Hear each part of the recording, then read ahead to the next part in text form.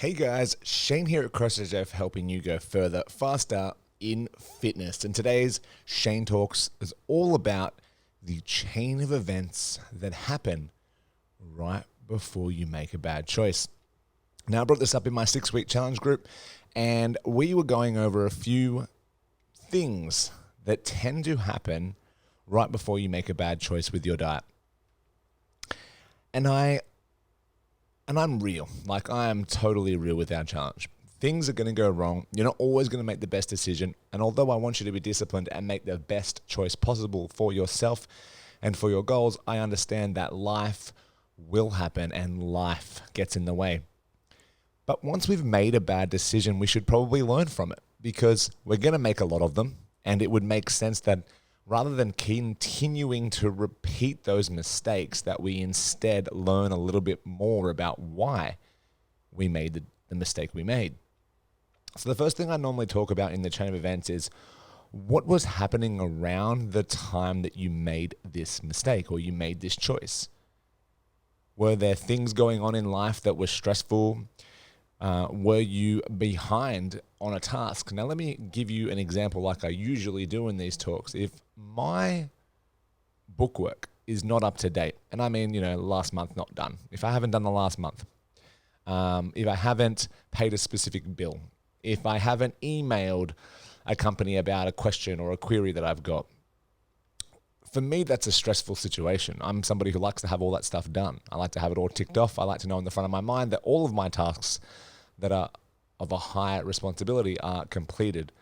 So if there is an occasion where I don't get around to doing that, and this is the time in my life when things are a little bit more stressful, I tend to make poor decisions, or I see myself making a crappier or less high standard choice. So what was happening around the time you made that mistake? I want you to ask that question.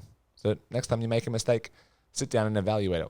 What's happening in my life right now that probably makes me a little bit more susceptible to making bad choices? The other thing I like to ask you guys to do is to think about what you were thinking, what you were doing, and what you were feeling at the time of making the bad choice. Were you in a negative mind space about your goals? Were you feeling a little down about something? Like, how were you feeling? Were you feeling negative? Were you feeling sad? Were you feeling happy? Were you feeling excited? And the other thing is, generally speaking, if you're feeling quite good, if you're feeling very happy, if you're feeling over the moon, if you're feeling excited, if you're feeling ecstatic, if you're feeling energized, you're not going to make a poor choice, generally. Generally, you're going to make the choice that makes you move forward, or the needle in the right direction. It makes you move in the positive direction. So sometimes it's important to pay attention to how you're feeling, because if you're feeling a little sad at the moment, you know that you're not far off probably making a poor food choice. The other thing is what you were doing. Normally, when I make poor decisions around food, I'm normally doing nothing, so I'm bored, or I'm doing too much. I'm run off my feet, so I make a poor convenience choice. So if I'm doing a lot, I make a bad decision. If I'm not doing enough, I make a bad decision. So when I make these mistakes and I reevaluate what I've done, I make sure that I pay attention now, or I would generally in the future pay more attention to the fact that I am either A, doing nothing, or B, doing too much. And the last point that I want to go over, guys, is what made this choice easier for you to make? Were you just talking to somebody over coffee about how you generally just make bad choices when you get to a certain point in your journey?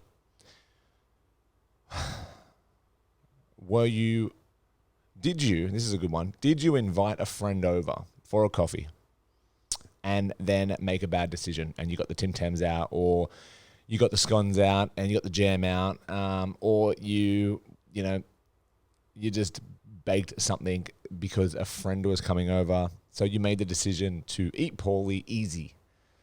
And so what I'm trying to get you guys to think about here is that sometimes we invite easier fail situations. And what I mean by that is sometimes we know that if we invite a friend over, there might be an excuse for us to come off of our journey for a moment, just because, haven't seen our friend in 6 months, right? What a perfect time to open a few beers. But you've got to remember, if you've got a journey, if you've got a goal, and you are making it easier for yourself to fail, you've got to plan for that. You've got to make sure that that doesn't happen during this period of time that you've committed to getting your goals. For us in the 6-week challenge, it's literally 42 days that we should plan around that. Not that I'm saying don't see your friends, but if you're going to see your friends, make sure you plan ahead and make sure you plan to eat or meet somewhere where you have to eat well.